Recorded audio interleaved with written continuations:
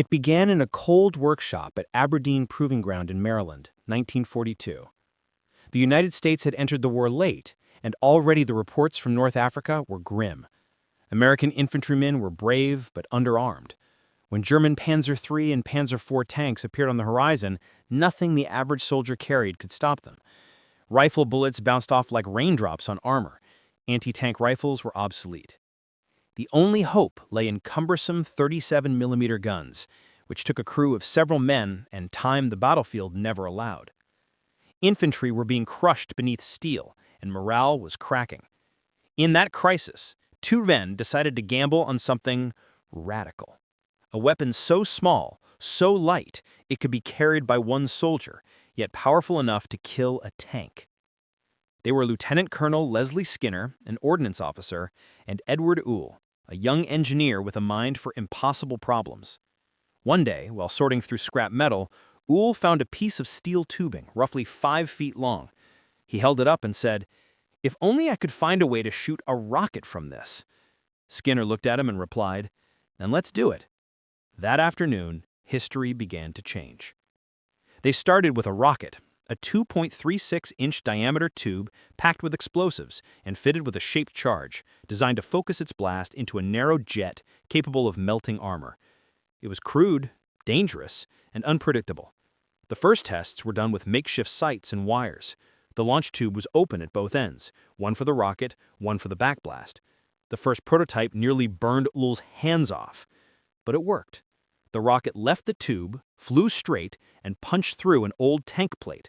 Skinner reportedly turned to Uhl and said, "That's the sound of infantry being free again." The concept was revolutionary. A lightweight, shoulder-fired anti-tank rocket launcher that required only 2 men to operate, a gunner and a loader. The weapon was officially designated the M1 rocket launcher, but the soldiers quickly gave it another name. During a demonstration to visiting generals, someone remarked that it looked like the strange homemade trombone used by radio comedian Bob Burns, known as the Bazooka. The name stuck. From that moment, it was no longer just a weapon. It was the Bazooka. Production began immediately, even before perfection. Factories across America, from Detroit to Hartford, retooled their lines overnight. The design was simple: a hollow steel tube, a trigger circuit powered by 2 dry-cell batteries, and a shoulder rest. It fired a rocket weighing about 3.5 pounds, which could travel nearly 100 yards and penetrate more than 3 inches of armor. That might not sound like much, but on the battlefields of 1943, it was enough to crack open any German tank from the side or rear. For the first time, the American infantrymen had a weapon that could stare down armor and win. The first units were shipped to North Africa in late 1942, during Operation Torch. In the dusty battlefields near Tunisia, soldiers of the 1st Infantry Division used the new weapon against German half-tracks and machine gun nests. The results were immediate and terrifying. The rockets left a trail of smoke and struck with a flash of molten fire. It was like holding lightning, one soldier wrote in a letter home. You'd aim, fire, and the world just blew open. But the real test came in Sicily, July 1943. American infantry landed under heavy resistance, facing entrenched German armor. The bazookas were unproven at large-scale combat. 2-man teams crawled through olive groves and rubble, waiting for tanks to pass. When a Panzer IV rolled by, a gunner named Corporal Joe Palmer of the 3rd Infantry aimed at the tank's side armor from 60 yards. The rocket hit, and to the astonishment of everyone watching, the Panzer stopped cold, smoke pouring from its hatches. The whole platoon froze. We didn't cheer. We just stared. We'd done something nobody thought possible. Within months, the bazooka became legend. Soldiers learned to trust it, to treat it as an equalizer. 2 men, crouched together, could do what once required artillery. The loader carried a pack of rockets strapped to his back like a quiver. The gunner carried the launcher, worn from smoke and heat. They moved like shadows, always in pairs, always relying on one another. If the loader hesitated, the gunner was dead. If the gunner missed, they both were. Their survival depended on rhythm: load, fire, move. The weapon wasn't perfect. Its backblast gave away their position, its rockets sometimes misfired, and it required bravery of the highest order because it was most effective at short range, often less than 75 yards. But to the men who used it, Those flaws didn't matter. It gave them something priceless: the power to fight back.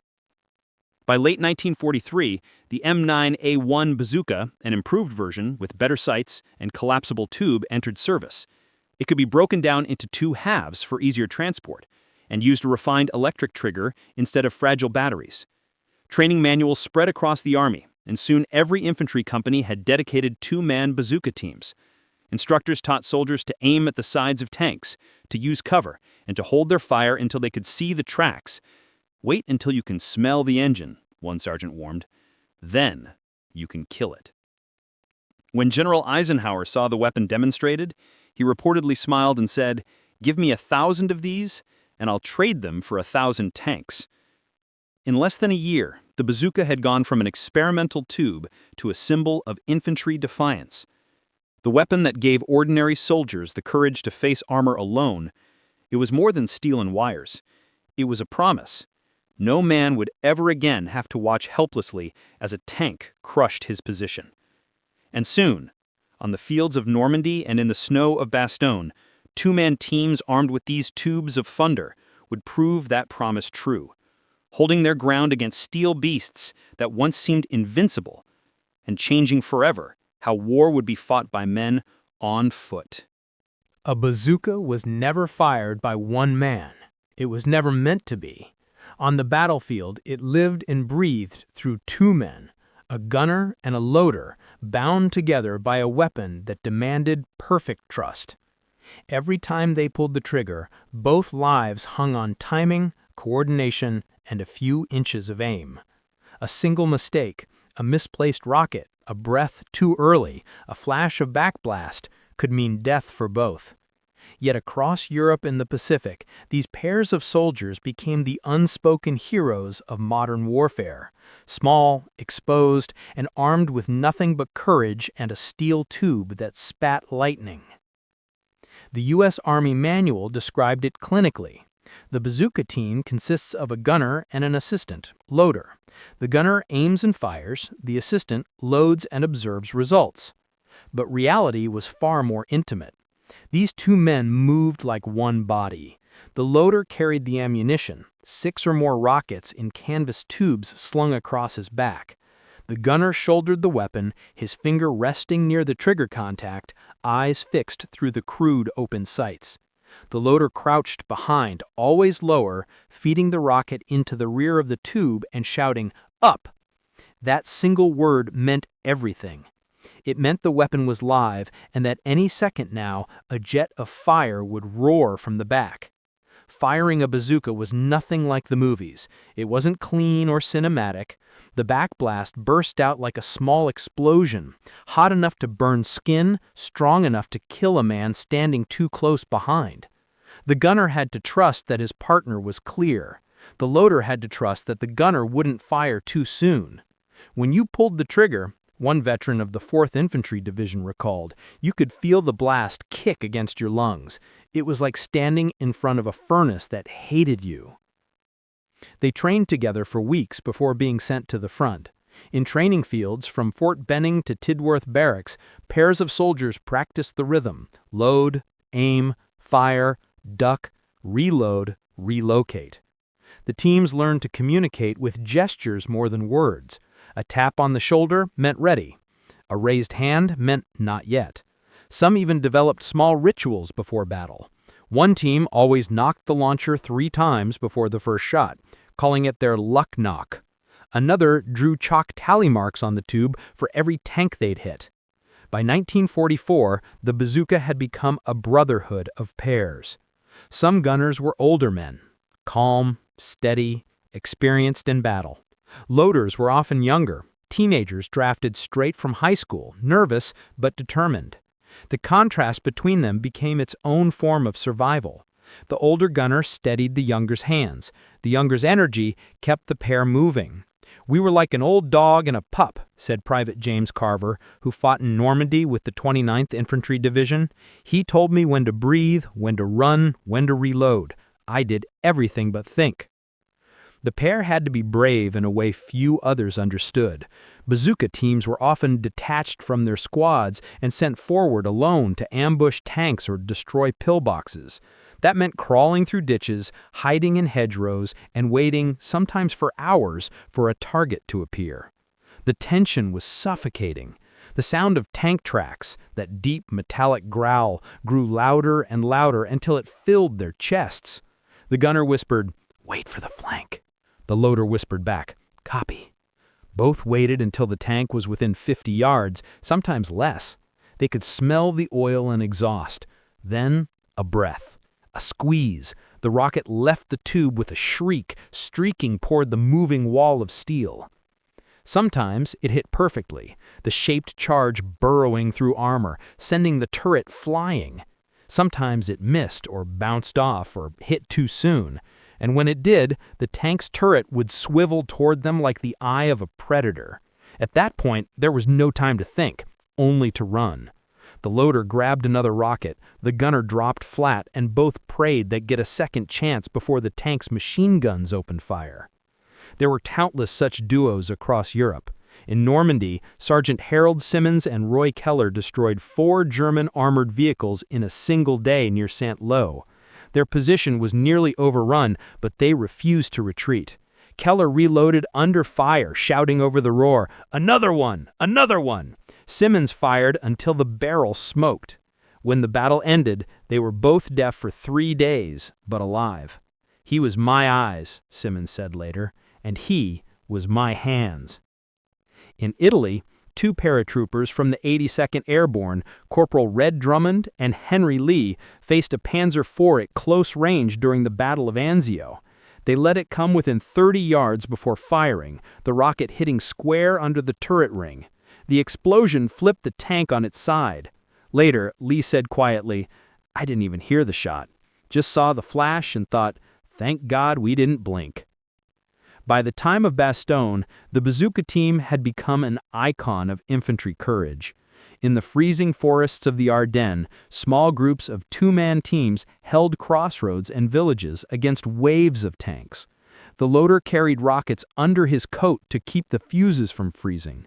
The gunner wiped frost from the sight. They fired until their fingers bled and their rockets ran out. And when the tanks finally stopped coming, they leaned on each other, half blind, half deaf, but unbroken. That partnership was deeper than orders or rank. It was instinct, trust, and survival condensed into a 2-man equation. Many said they'd rather go into battle with their bazooka partner than anyone else in the platoon. "We were like closer than brothers, because brothers argue. We didn't have time for that." The bazooka's power came from chemistry, not chemicals, but the bond between 2 men who believed in each other. The gunner provided the aim, the loader the nerve. Together they faced things no human should, the grinding approach of tanks, the whine of machine guns, the blinding flash of their own weapon. They learned to control fear by focusing on each other. When everything else failed, when the radio was dead, when the squad was gone, all that mattered was the hand that loaded the next rocket and the eyes that found the target. By the end of 1944, tens of thousands of bazooka teams had taken their place in every corner of the Allied front. They had stopped tanks, destroyed bunkers, and in moments of quiet, shared cigarettes beside the warm barrel of their launchers, laughing at how something so ugly could save their lives. They were the smallest unit on the battlefield, just 2 men, yet they carried the weight of armies on their shoulders. And in the months to come, as the snow fell over the hedgerows of France and the steel monsters of Germany advanced once more, these pairs would be again called upon to do the impossible, to hold the line when there was nowhere left to run. The morning fog of Normandy was the kind that swallowed sound and breath. In the early days after D-Day, June 1944, American infantry moved through fields bordered by thick hedgerows, ancient walls of earth and tangled roots that turned every acre into a fortress. Somewhere beyond each bend, German panzers waited. The men could hear them before they saw them, the low metallic growl of engines, the grinding of treads chewing through mud. It was in those narrow, claustrophobic lanes that the bazooka team earned its legend. The bazooka was never a weapon of comfort. To use it well, you had to wait. Not until you saw the tank, but until you could see the details, the insignia on the turret, the glint of the driver's visor, the mud clinging to the treads. The gunner's job wasn't to be fast, it was to be fearless. You waited until you could smell the exhaust, said Private Harold Benton, 4th Infantry Division. If you fired too soon, it just bounced off, so you waited, and you prayed you'd still be alive to pull the trigger. In the bocage country near Saint-Lô, Benton and his loader, Ray Martinez, lay flat under a hedgerow as a Panzer IV rolled past barely 50 yards away. The ground shook. Benton held his breath and whispered, "Not yet." When the tank exposed its side armor, he raised the tube, sighted on the rear road wheel, and squeezed. The rocket hissed from the tube, trailed smoke, and slammed into the tank's flank. A flash of orange erupted, followed by a blast that blew the turret clean off. Martinez shouted, "Hit!" The tank stopped burning after 5 minutes, but the smell of melted steel lingered for hours. Benton never forgot it. "We weren't brave, we were just too scared to miss." Every village in Normandy had stories like that. Two-man bazooka teams hunted tanks like wolves. They hid in ditches, behind stone walls, inside barns. They fought close, too close. The air was thick with cordite and fear.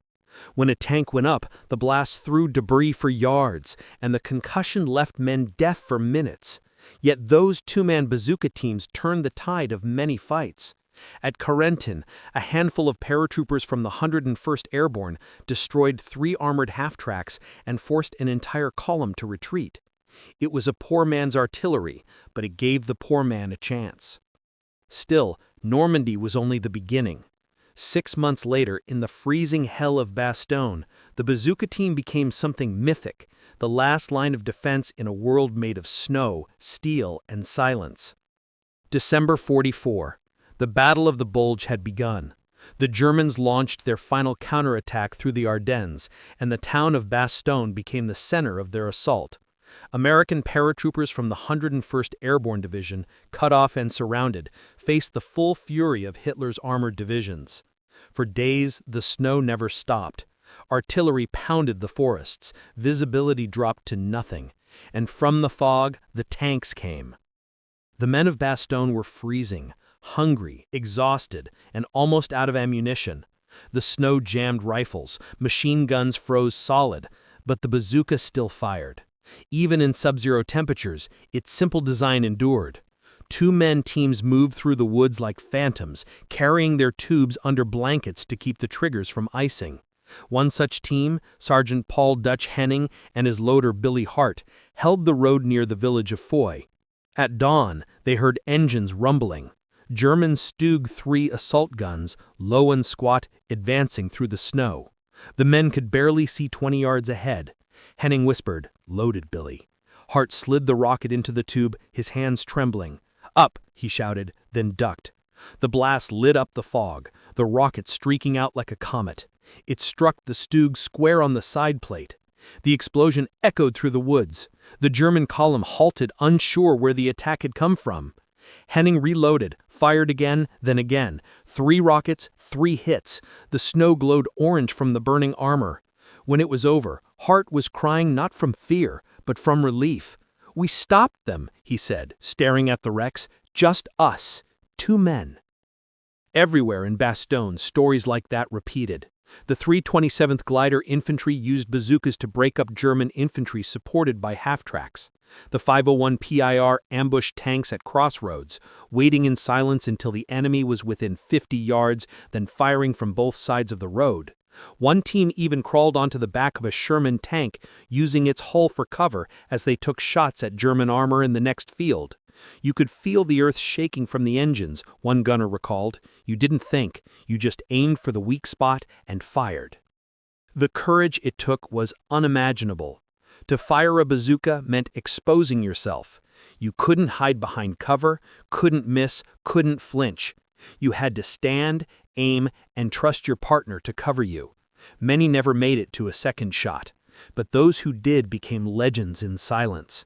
They didn't boast, they just wiped the frost off the tube, reloaded, and waited for the next one. During one of the final assaults on December 23rd, as the siege tightened, a Bazooka team from the 10th Armored Division, Corporal Walter Price and Private Leon Parker, defended a bridge near Hemmerloo. They had only 3 rockets left. A column of German Panther tanks appeared out of the mist. The first shot missed. The second hit but didn't penetrate.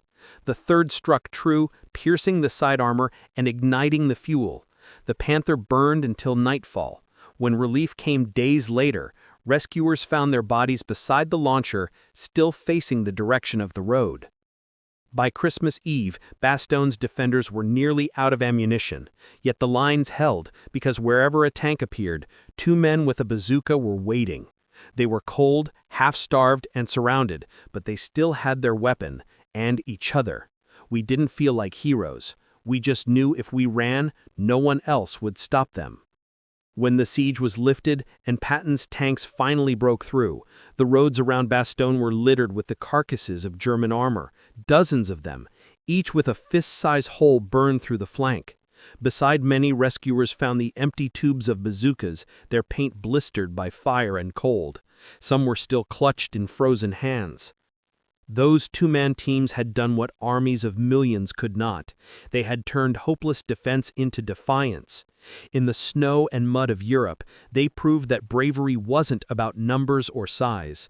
It was about trust, timing, and the will to stand your ground. From the hedgerows of Normandy to the forests of Bastogne, the bazooka teams had rewritten the rules of infantry warfare.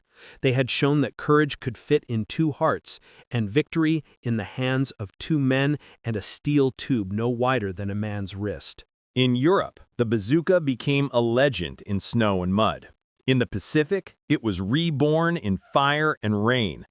Where the hedgerows of Normandy had muffled sound, the jungles of the Philippines swallowed it whole. The enemy wasn't the gray steel of the Panzer. It was the green camouflage of Japanese tanks, the concrete teeth of bunkers carved into cliffs, and the soldiers who would rather die than surrender. Against that kind of fanaticism, the bazooka team once again became the weapon of last resort, 2 men with a tube facing an empire.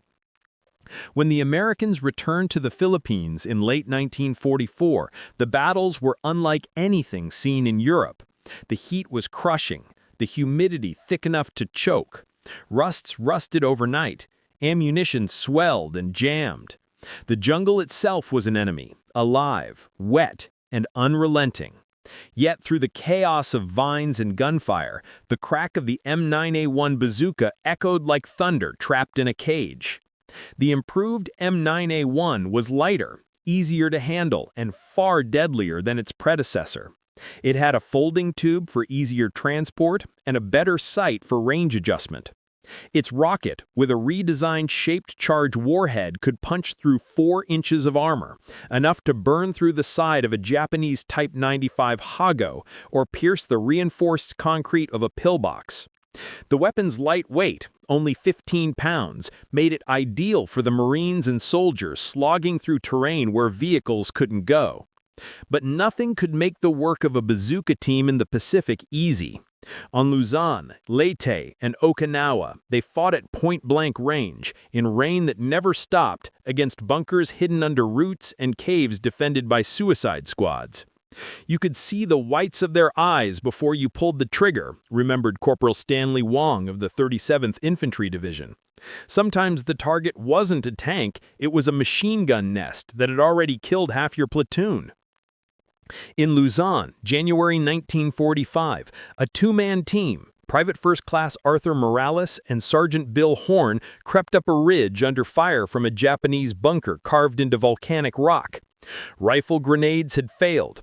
Flamethrowers couldn't reach. Morales carried the launcher. Horn dragged the rockets through mud that came up to his knees. They reached a position 40 yards from the bunker, hearts pounding in their throats. Horn loaded the first rocket and shouted, "Up!" Morales aimed at the dark slit of the firing port and squeezed. The rocket slammed home, the shaped charge focusing its blast inward. The bunker erupted in flame. The second rocket sealed the entrance. When the smoke cleared, the ridge was silent. Morales later said, "We didn't think about being heroes. We just didn't want anyone else to die trying. Across the Pacific, similar stories repeated themselves. On Iwo Jima, where volcanic ash turned every step into agony, Marine bazooka teams worked side by side with flamethrower operators, clearing pillboxes one by one. The Japanese fought from tunnels, popping up unexpectedly behind American lines. The only weapon light enough to move quickly but strong enough to destroy those fortifications was the bazooka. "We called it our key," said one Marine sergeant. "When you couldn't open the door with bullets, you opened it with a rocket." At Okinawa, the last great battle of the Pacific, bazooka teams faced not just bunkers but tanks, the fast, nimble Type 97 Chiha and the smaller Hago. Though thinly armored compared to German tanks, they were deadly in the tight terrain of ridges and cane fields. On May 13, 1945, during an attack near Shuri Castle, two Marines, Lance Corporal David Green and Private Harold Evers, held a crossroads against a Japanese counterattack. They had 4 rockets left. When the first tank appeared, they waited, crouched behind a collapsed wall. Green whispered, "Closer." At 40 yards, he fired. The rocket struck the tank's flank, and the explosion set it ablaze. The second tank came on, its machine gun stitching the wall to splinters. Green reloaded. Evers shouted, "You're clear." The second shot hit, dead center. Both tanks burned. But shrapnel tore through Evers' leg. Green dragged him into a ditch, his hands still black with soot. Evers survived. Years later, he said, "He could have run. Instead, he stayed and finished the job. That's what bazooka men did." The jungle taught harsh lessons. The heat warped rockets. Rain shorted electrical circuits. Some soldiers carried extra batteries wrapped in waxed paper, while others learned to use improvised firing wires. If the electric trigger failed, they'd strike the contact manually. Every shot carried risk of misfire, of premature explosion, or of being spotted by snipers. Yet the teams adapted. They tied strips of white cloth to their sights to improve aim in the dark. They used palm trunks as launch rests. They fired from foxholes, ditches, and even from the waist when there was no time to kneel. "They made it work," said Lieutenant Harold Kim, a platoon leader on Leyte, "because if it didn't work, you died." As the war dragged on, the bazooka became more than a weapon. It became a symbol of determination. Soldiers began painting names on their launchers: Betty Lou, Thunderstick, the Equalizer. On the beaches of Mindoro, one Marine drew a pair of wings on his bazooka and wrote, "Angels deliver fast." To those who carried them, the weapons weren't cold steel. They were companions, the only thing that could punch back when everything else failed. The Japanese feared it. Captured diaries revealed that they called the weapon the Dragon Tube, and officers ordered snipers to prioritize killing the man carrying it. But finding him was never easy. Bazooka teams moved like ghosts. They fired, relocated, and vanished back into the green. To the enemy, it seemed as if every hill had teeth, every ravine could spit fire. By the time the war neared the end in August 1945, the two-man bazooka team had become the defining image of the infantry's willpower. They had turned back tanks in France and burned bunkers in the Pacific. They'd fought in snow and jungle, often alone, always together. In the end, it didn't matter whether they were Army, Marine, or airborne. They were brothers bound by fire. Two men sharing one heartbeat, one weapon, and one impossible job. When news of Japan's surrender came, many of them were still cleaning their launchers, patching the paint, ready for one more fight. They didn't cheer. They just looked at their weapons, now scarred, dented, and smoke-stained, and said quietly what they had whispered countless times before firing a shot: "Let's go, buddy."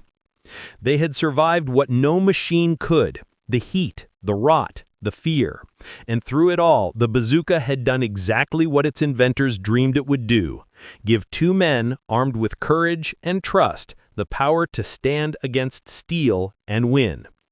The jungles grew silent again. The smoke drifted away. And somewhere amid the broken armor and shattered bunkers, the echoes of those rockets lingered.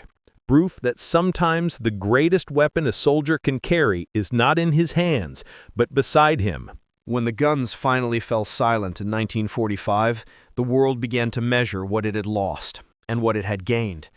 Cities lay in ruins, empires had collapsed, and the old ways of war were dead. But out of that destruction, a new truth had been forged in fire and courage, the power of the two-man team. And at the center of that truth stood the weapon that embodied it, the bazooka, and the men who carried it. The bazooka had done more than kill tanks. It had rewritten the rules of warfare. Before it, a single armored vehicle could dominate an entire company. After it, two men with a steel tube could stop a division cold. It wasn't just a new weapon. It was a revolution. For the first time in history, infantrymen didn't have to wait for artillery or air support to deal with armor. They could fight back, instantly, from the mud and rubble of the battlefield. And they did. From the hedgerows of Normandy to the volcanic ridges of Okinawa, from the frozen forests of Bastogne to the rice paddies of Luzon, the bazooka teams proved that courage, when paired with ingenuity, could balance the odds. Even the enemy admitted it. Captured German reports called the weapon der Donnerrohr, the thunder pipe. Japanese officers described it as the lightning that hunts tanks. And after the war, their engineers copied it. The German Panzerschreck and the later Soviet RPG-2 both owed their existence to the American bazooka. Its design inspired a new generation of weapons, the M20 Super Bazooka, the British Piat successors, and eventually the shoulder-fired rockets that would define post-war combat for the next century. But none carried quite the same spirit. Because the bazooka wasn't just a machine, it was a partnership. Every soldier who carried it knew that the weapon was only as good as the bond between its two operators. The gunner trusted the loader with his life. The loader trusted the gunner to aim true. They weren't just soldiers. They were halves of the same heart. In the chaos of battle, when shells screamed overhead and tanks closed in, there was no time for speeches or orders. There was only the shared breath before the shot, the unspoken timing, the brief moment when both hearts beat as one. One veteran of the 90th Infantry Division once said, "You didn't think about the tank, you thought about the man next to you. If he was ready, you fired. If he wasn't, you waited, even if it killed you." That spirit became the soul of modern infantry warfare. The two-man anti-tank team became standard doctrine for armies around the world, a permanent reminder of what two men could do when they refused to yield. But beyond tactics and design, there was something deeper, something human. The bazooka team embodied the essence of every soldier's fight, small, outnumbered, terrified, but standing firm. They were proof that technology alone doesn't win wars. People do. The bazooka gave them power, but it was their courage that made it history. In the aftermath of the war, many of those teams went home quietly. They became farmers, factory workers, teachers, fathers. Few ever talked about what they had done. When asked, they'd shrug and say, "We just did our job." But for those who served beside them, the memory never faded. The flash of the rocket, the smell of burnt cordite, the shout of "up" before the world exploded. And as new wars came, Korea, Vietnam, the Middle East, the echo of those two-man teams lived on.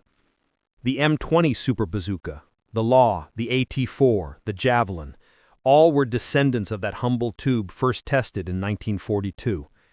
Each one carried the DNA of a weapon that changed how infantry fought forever. Yet even as the technology evolved, the heart of it remained unchanged. Two men, one weapon, one unbreakable bond. In 1950, during the Korean War, a photograph captured a moment that seemed to bridge the past and present. A young American soldier kneeling in the snow, bazooka on his shoulder, his loader standing behind him, rocket in hand. It could have been Normandy. It could have been Bastogne. The faces changed, the landscape changed, but the posture, the unity, stayed the same. That image became an unspoken memorial to every pair that had come before. Years later, historians would describe the bazooka as a weapon of equality, a machine that gave the common soldier a fighting chance against the impossible. But among those who actually fired it, the word equality never came up. They called it something else. They called it faith. Faith in their weapon, faith in their partner. Faith that no matter how strong the enemy seemed, they could still make a difference. The engineers who built the bazooka didn't know they were creating a symbol. They just wanted to solve a problem. But what they gave the world was more than metal and powder. They gave the infantryman something he hadn't had before: hope. Hope that he could stand against steel and not break. Hope that he could look into the mouth of a tank and still pull the trigger. Hope that even when the odds were impossible, courage could even them out. And so, long after the last bazooka was retired, its legacy lived on. Not in museums or manuals, but in every soldier who picks up a weapon and turns to the man beside him before the fight begins. Because in every war sense, somewhere on every battlefield, there are still two men, one carrying the tube, the other the rocket, whispering the same words their forefathers once did in Normandy, Bastogne, and the Philippines. You ready? Yeah. Let's make it count. That was the creed of the bazooka team, and the heartbeat of the infantry itself. Two men, one weapon, infinite courage. They didn't just hold the line, they became the line.